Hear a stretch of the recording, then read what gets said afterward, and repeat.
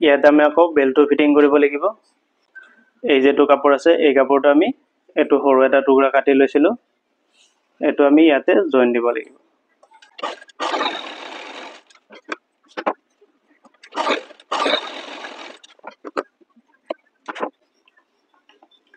তো এই কাপোৰটো আমাৰ জয়েন হল।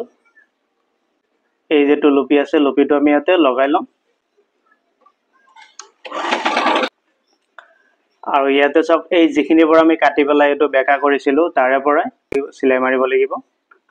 আৰু এই যে এক্সট্ৰা প্লেট লগাইছো এই প্লেটটোত যাতে সিলাই নপৰে হেতুত আমি ধ্যান ৰাখিব লাগিব।